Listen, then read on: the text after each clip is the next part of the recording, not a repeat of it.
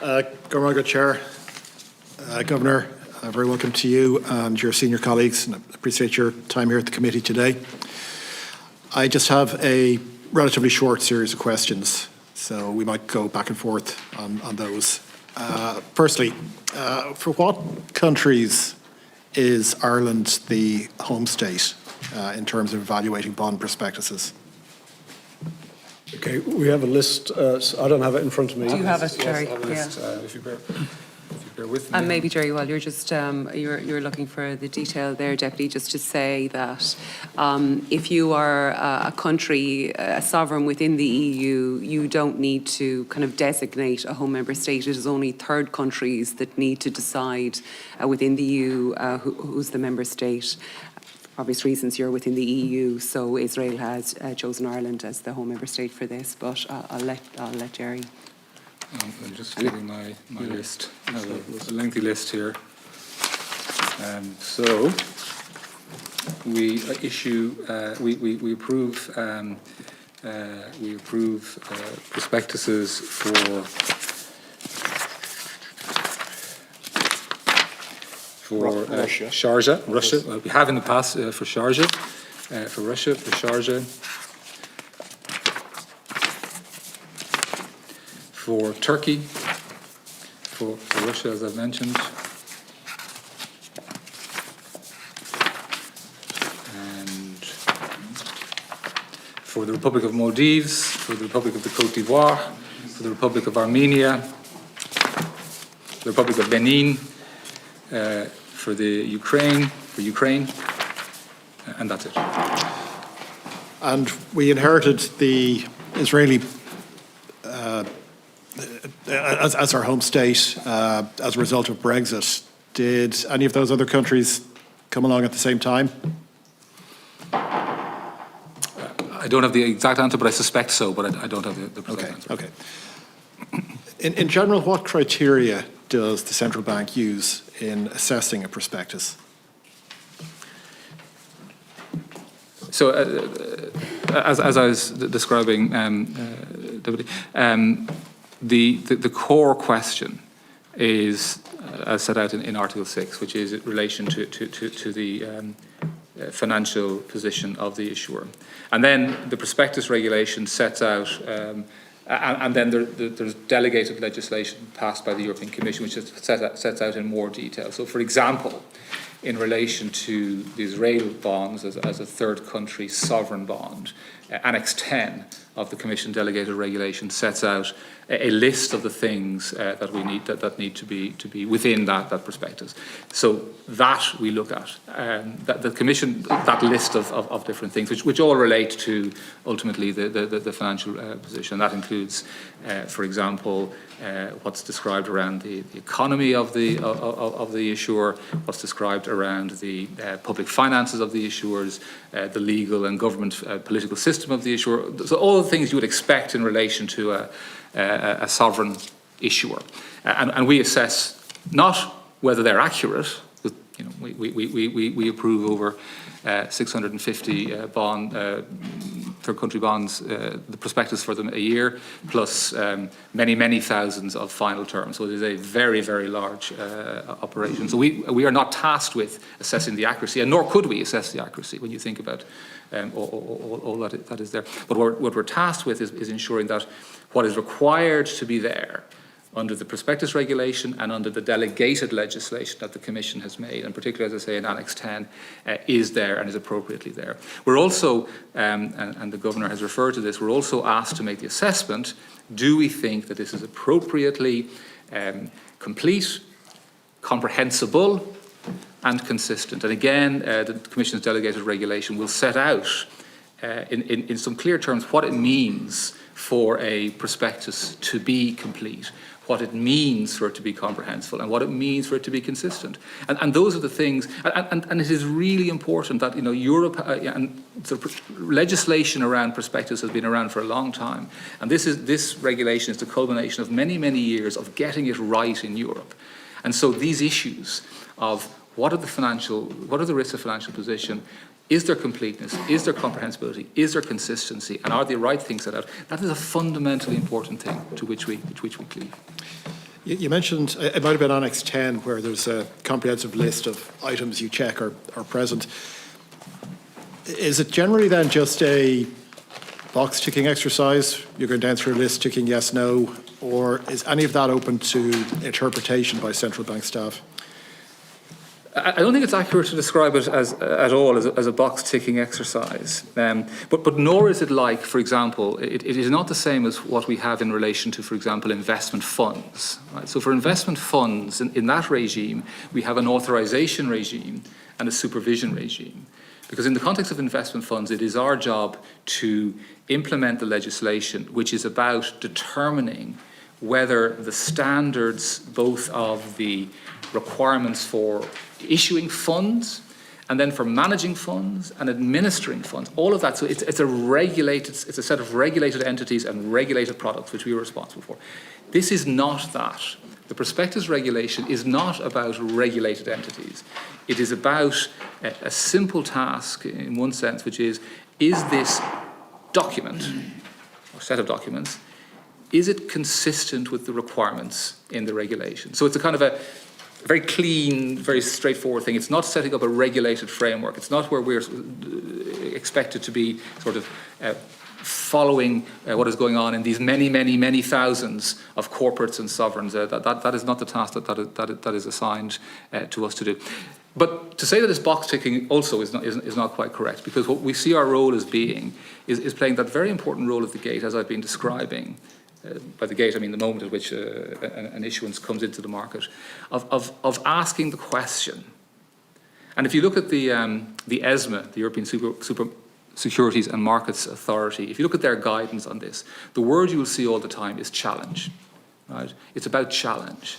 So at the end of the day, we can't ultimately, as regulators in this space, we can't determine the accuracy of all of the corporates, all of the sovereign issuers. There's no way one can determine the accuracy of everything that is said. What one can do is challenge. Have you disclosed what you need to disclose in this space, in that space, in relation to the financial risks, etc.? And so that's what I would say. It's not box ticking. It is a challenge exercise, but nor is it, and it is absolutely not a regulatory regime as we would have for example, the fund sector. So you're taking what's on the application form or the prospectus or draft prospectus, you're taking that as read, as in you're not investigating all of the information provided behind that. Do I understand that correct?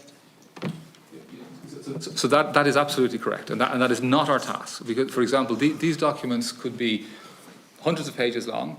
If you think of take any large corporate, for example, Apple, the responsibility of a prospectus approver is not to say, is this all accurate?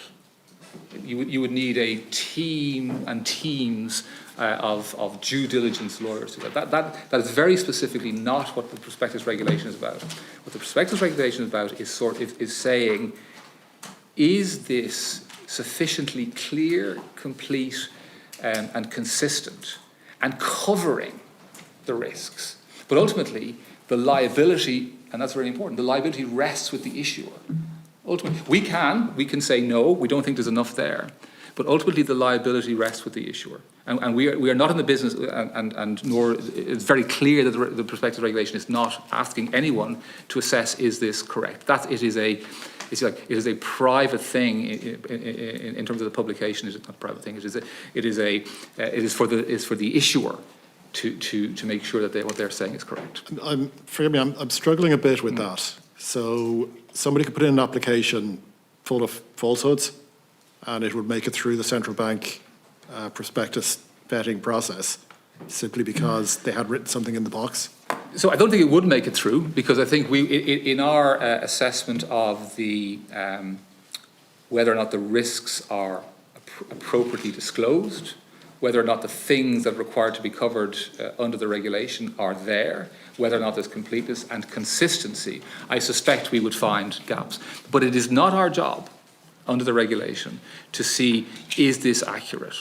And the regulation is very clear about that, and it's very clear that ultimately liability remains with. So it is in a way it's a mixed regime. Right? Liability remains with the issuer to get it right. It is our job to make sure that the prospectus is of high quality. Of good quality, let me say. Yeah, I'm at a bit of a loss there. So we as in the Central Bank of Ireland, will say that this prospectus this form has been filled out correctly, but the information on it, we can't verify. No, we would say it meets the requirements of the prospectus regulation, and the requirements of the prospectus regulation, insofar as apply to what the job we need to do, does not relate to checking the accuracy of everything. What's your own view on that? Do you think the prospectus regulation is deficient here? Well, I think it would be a huge societal burden for the regulator to check every single disclosure in every single prospectus. It would be, dare I say, billions of pages of checking a year. Yeah, I'm just wondering what's the point of all of this? It is to make sure that the quality of the prospectus, in other words, so the issuer remains responsible for the accuracy, right? Don't be telling lies. The regulator remains responsible for ensuring that the quality of the prospectus, that there's what needs to be there is there, that it is comprehensible, that it can be read and understood, that it is consistent, that it's not saying different things in different places, and that it is complete. And that's really important, because that's the heart of the discussion we're having. Our role is a limited role. I fully understand, and sure you can check for consistencies across the document, but it doesn't take away from the fact that the actual underlying information might not be correct. And that's not our job. Yeah. Maybe I could just supplement that a little bit, Deputy, because I think it's. I think what Jerry's trying to also explain is the kind of level of verification that you can actually do in terms of prospectus, but we have to satisfy ourselves. Because at a very basic level, what are you trying to achieve? You're trying to ensure that an investor that wants to buy any of these securities has enough information for itself to be able to make an informed investment. And why we speak about the financial position of the issuer is that the first thing that investor wants to know is, can they get their money back? That's why we speak about investor protection. It's incredibly important. So that's why Article 6 refers to the financial position. The second thing that Article 6 refers to the rights of the issuer. So if I am going to sign up to these securities, well, what are my rights under that? I should know that. And thirdly, then, it's what are the reasons for issuance? What's it going to be used for?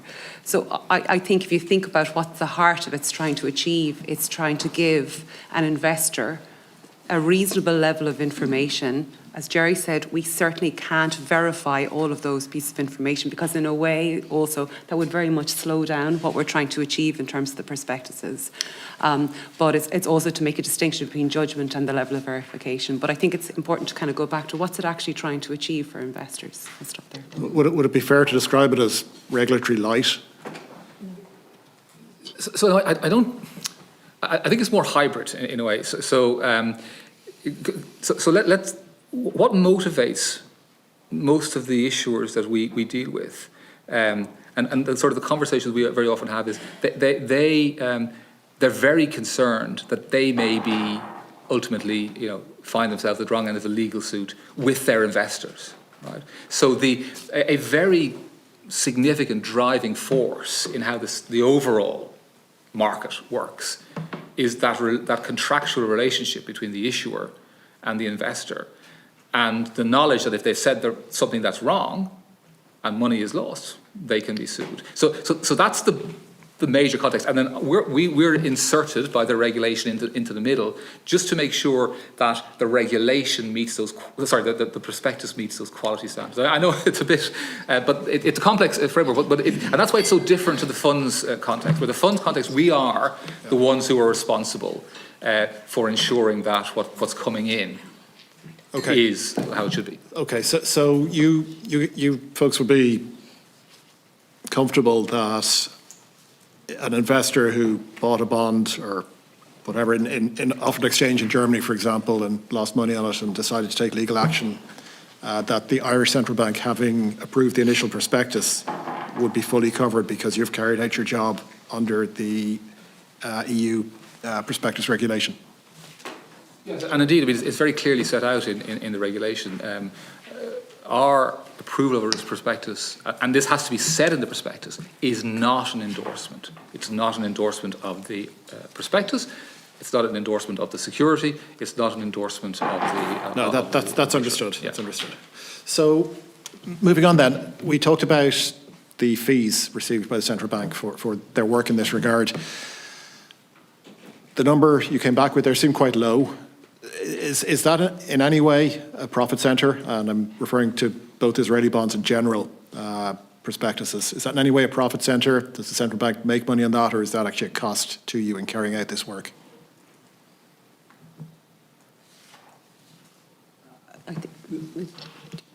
Well, it's not a profit centre. We basically, we're funded in two ways. One, we charge out our costs of regulation, and we and firms and regulated entities, etc., pay fees. And the policy has been that we try and recover 100% of the fees. That's done from everybody except for the credit union sector so far. And then we also have our own investments that we make money from. So I'm hesitating what I'm saying now because I don't know when we set these particular fees, but our objective is to recoup our costs. As a sort of policy, our objective is to recoup our costs. So I think profit centre would be a bit of an exaggeration. No, but you understand where I'm going. I just want to categorically understand that nobody, well, that the central bank or no Irish government body is making any money off its work evaluating Israeli prospectuses. Yeah, no, It's a fee. yeah, it's a fee. No. Okay, And we sorry, talked about... Deputy, what I would say, just to give you a sense of that, I mean, we can refer to it, but in terms of what is the costs of actually regulation and supervision, that's contained within our annual accounts, and there's a footnote to the accounts which kind of gives you the size of the cost of regulation and supervision. And what Jerry mentioned here is a fee, a much smaller fee, which is in the tens of thousands, but it will be larger than that. No, there's an implication. That detail if you'd like. There's an implication going round that money is being made off of this work, and I just want to put that to bed. Okay, thank you. We talked about September as the potential rollover date or next date. Well, that is the date that the current prospectus ends. expires. Yeah. How much notice do you get if they're likely to seek to renew? Is it something that just lands in your inbox when the other one expires? Do they have to give you 10, 20, 30 days notice? So there's no fixed rule. I mean, but where an issuer was renewing, we would be expecting to hear a number of weeks at least in advance. So generally takes a number of weeks to get from start to finish. Has the Irish Central Bank ever refused a prospectus for reasons other than insufficient disclosures or existing sanctions? Again, I'm hesitant to sort of give absolutes, but I'm not aware of anything. You mean from a sovereign or from a... Sovereign, yes. Yeah, I'm not aware of it. I mean, there are... The normal pattern would be that we would have questions and the issuers would correct the prospectus. So it's pretty... I don't think that we've... I'm not aware that we've ever got to the stage where they have refused to correct their prospectus. So it's generally a matter of working with the issuer to get the prospectus completed as opposed to sending it back saying this is null and void? No, we normally, I mean, it's normally the issuer's agents who will send it to us. And if we have questions, we just put them back to the issuer. Have there been any such questions around recent Israeli bond prospectuses? It's a bit tricky to talk about the specifics of any particular professional relationship that we have with entities who fall within our regulatory framework. So I can't give you specific. We said this, they said that, but it would be absolutely the normal course that with a bond issuance such as this, there would be back and forth challenge and question. And what type of, is there particularly areas that come up again and again, errors or omissions that are made typically, or can it be right across the forums? I think it can be right across the piece, but it's very often in that space of do we think that the risks are effectively brought out. Okay. And have you ever suspected that the, let's call them errors, are deliberate? Sorry, Have you ever suspected that any of these errors or omissions have been deliberate, i.e. an issuer trying to cover information, put out information that's I'm honestly not in a position to say, Deputy. Okay.